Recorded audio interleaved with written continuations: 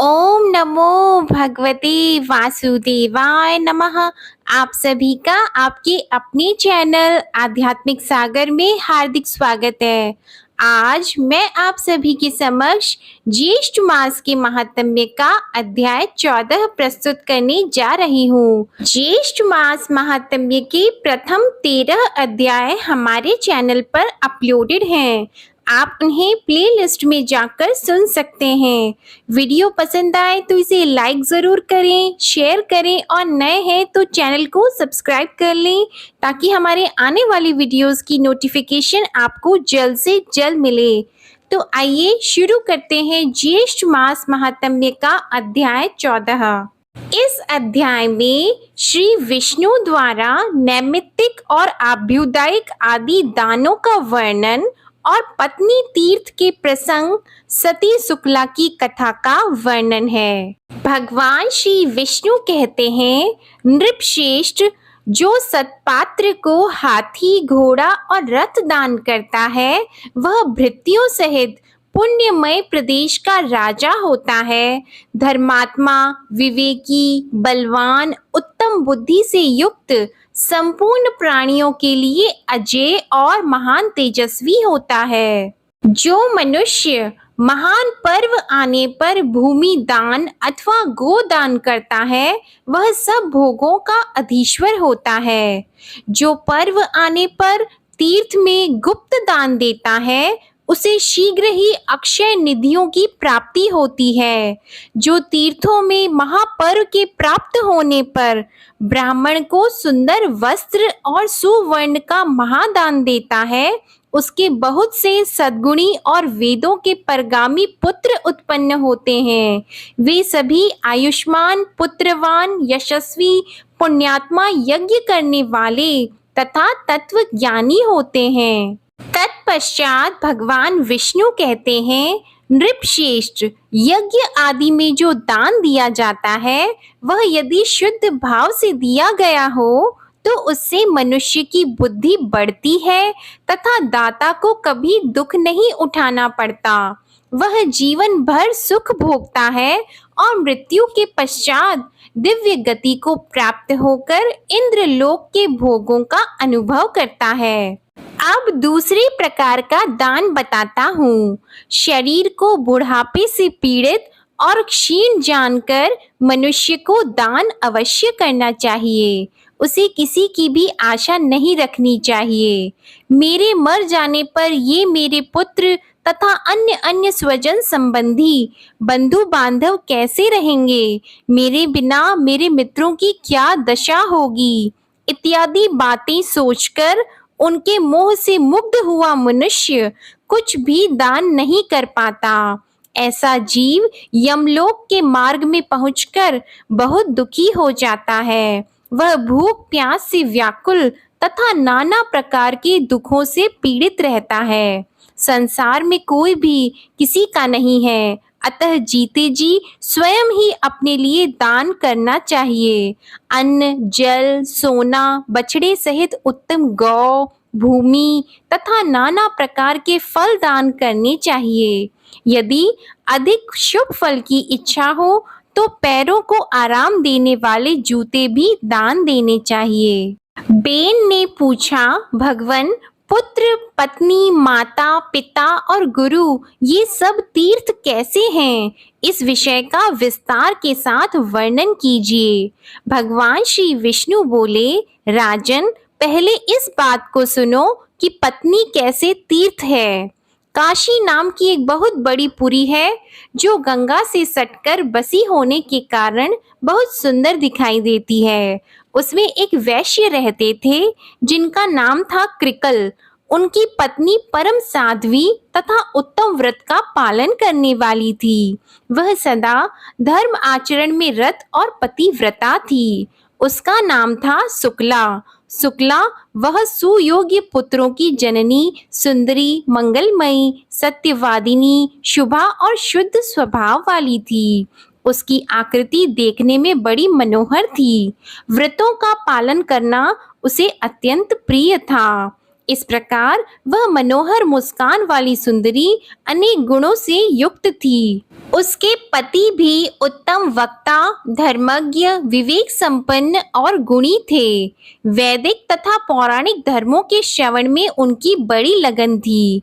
उन्होंने तीर्थ यात्रा के प्रसंग में यह बात सुनी थी कि तीर्थ का सेवन बहुत पुण्यदायक है। वहां जाने से पुण्य के साथ ही मनुष्य का कल्याण भी होता है। इस बात पर उनके मन में श्रद्धा तो थी ही, और ब्राह्मणों और व्यापारियों का साथ भी मिल गया। इससे वे धर्म के मार्ग पर चल दिए। उन्हें जाते देख उनकी पतिव्रता पत्नी पति के स्नेह से मुग्ध होकर बोली, हे प्राणनाथ, मैं आपकी धर्म पत्नी हूँ, अतः आपके साथ रहकर पुण्य करने का मेरा अधिकार है। मैं आपके मार्ग पर चलती हूँ। इस सद्भाव के कारण मैं कभी आपको अपने से अलग नहीं कर सकती। आपकी छाया का आश्रय लेकर मैं पातिव्रत्य के उत्तम व्रत का पालन करूंगी, जो नारियों के पाप का नाशक और उन्हें सद्गति प्रदान करने वाला है। जो स्त्री पति परायणा होती है, वह संसार में पुण्यमयी कहलाती है। युवतियों के लिए पति के सिवा दूसरा कोई ऐसा तीर्थ नहीं है जो इस लोक में सुखद और परलोक में स्वर्ग तथा मोक्ष प्रदान करने वाला हो। साधु श्रेष्ठ, स्वामी के दाहिने चरण को प्रयाग समझिए और बाएं को पुष्कर। जो स्त्री ऐसा मानती है तथा इसी भावना के अनुसार पति के चरणोदक से स्नान करती है, उसे उन तीर्थों में स्नान करने का पुण्य प्राप्त होता है।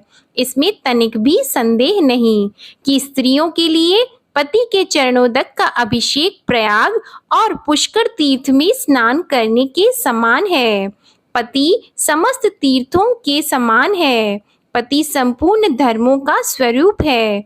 यज्ञ की दीक्षा लेने वाले पुरुष को यज्ञों के अनुष्ठान से जो पुण्य प्राप्त होता है, वही पुण्य साध्वी स्त्री अपने पति की पूजा करके तत्काल प्राप्त कर लेती है। अतः प्रियतम, मैं भी आपकी सेवा करती हूँ, तीर्थों में चलूंगी और आपकी ही छाया का अनुसरण करती हुई लौट आऊंगी।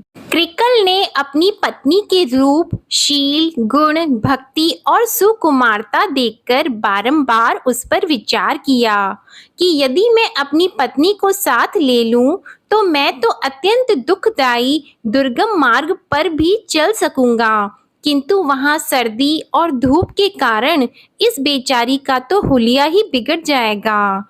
रास्ते में कठोर पत्थरों से ठोकर खाकर इसके कोमल चरणों को बड़ी पीड़ा होगी।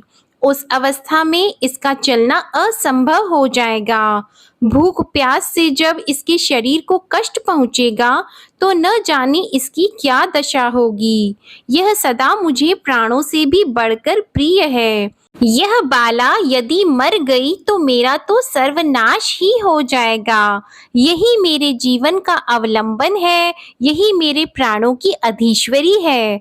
अतः मैं इसे तीर्थों में नहीं ले जाऊंगा, अकेले ही यात्रा करूंगा। यह सोचकर उन्होंने अपनी पत्नी से कहा, मैं तेरा कभी त्याग नहीं करूंगा। पता दिए बिना ही वे चुपके से साथियों के साथ चले गए। महाभाग कृकल बड़े पुण्यात्मा थे। उनके चले जाने पर सुंदरी शुक्ला देव आराधन की बेला में पुण्यमय प्रभात के समय जब सोकर उठी, तब उसने स्वामी को घर में नहीं देखा। फिर तो वह हड़बड़ाकर उठ बैठी और अत्यंत शोक से पीड़ित होकर रोने लगी। वह बाला अपने पति के साथियों के पास जाकर पूछने लगी, महाभागगण, आप लोग मेरे बंधु हैं। मेरे प्राणनाथ कृकल मुझे छोड़कर कहीं चले गए हैं। यदि आपने उन्हें देखा हो तो बताइए। जिन महात्माओं ने मेरे पुण्यात्मा स्वामी को देखा हो, वे मुझे बताने की कृपा करें। उसकी बात सुनकर जानकार लोगों ने उससे परम बुद्धिमान कृकल के विषय में इस प्रकार कहा, शुभे, तुम्हारे स्वामी कृकल धार्मिक यात्रा के प्रसंग से तीर्थ सेवन के लिए गए हैं। तुम शोक क्यों करती हो? भद्रे, वे बड़े बड़े तीर्थों की यात्रा पूरी करके फिर लौट आएंगे। राजन, विश्वासी पुरुषों के द्वारा इस प्रकार विश्वास दिलाए जाने पर शुक्ला पुनः अपने घर में गई और करुण स्वर से फूट फूट कर रोने लगी।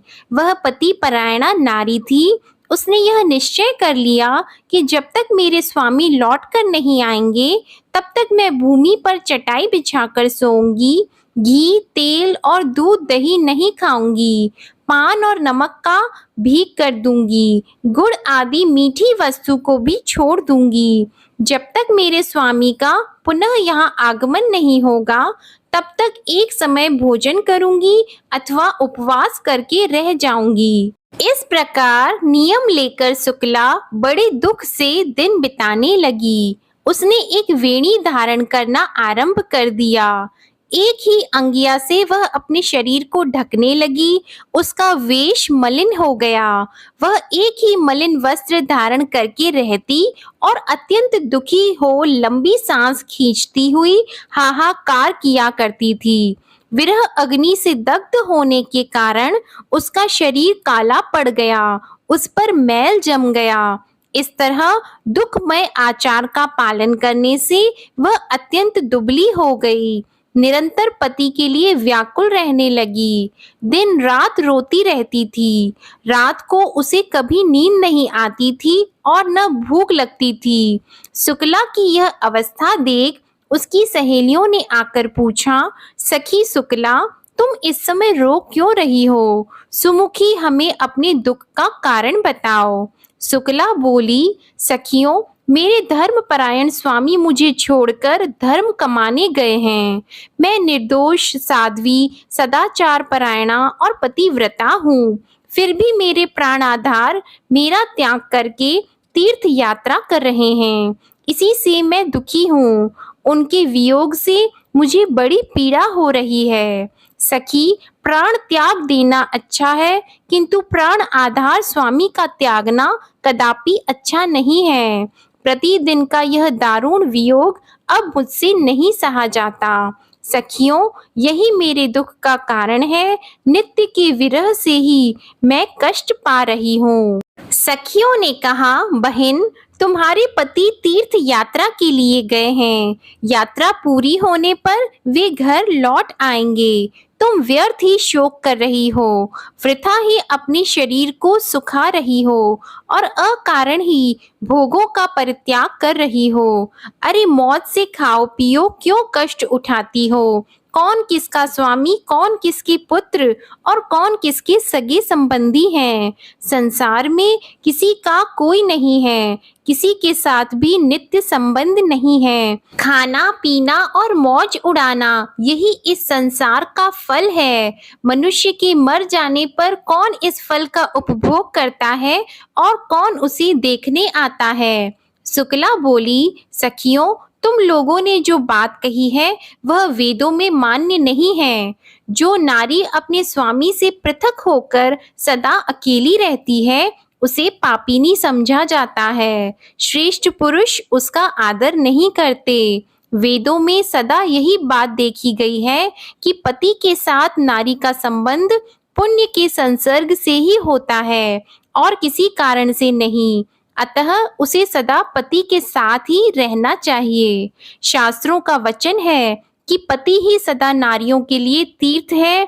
इसलिए स्त्री को उचित है कि वह सच्चे भाव से पति सेवा में प्रवृत्त होकर प्रतिदिन मन, वाणी, शरीर और क्रिया द्वारा पति का ही आह्वान करे और सदा पति का ही पूजन करे। गृहस्थ नारी पति के वाम भाग में बैठकर जो दान पुण्य और यज्ञ करती है उसका बहुत बड़ा फल बताया गया है।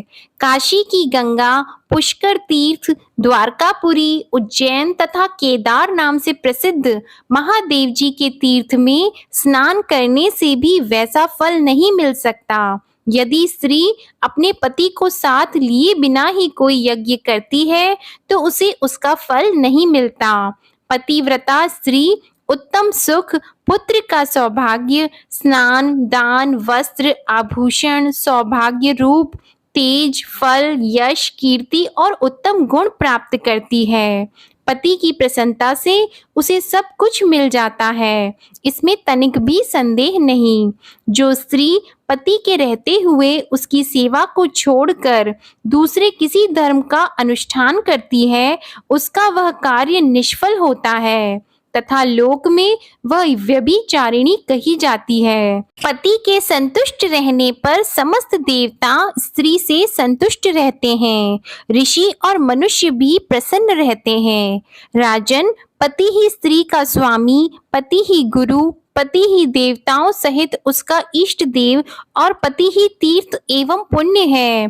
पति के बाहर चले जाने पर यदि स्त्री श्रृंगार करती है तो उसका रूप वर्ण सब कुछ भार रूप हो जाता है। पृथ्वी पर लोग उसे देखकर कहते हैं कि ये निश्चय ही व्यभिचारिणी है। इसके लिए किसी भी पत्नी को अपने सनातन धर्म का त्याग नहीं करना चाहिए। सखियों, इस विषय में एक पुराना इतिहास सुना जाता है जिसमें रानी सुदेवा के पापनाशक एवं पवित्र चरित्र का वर्णन है।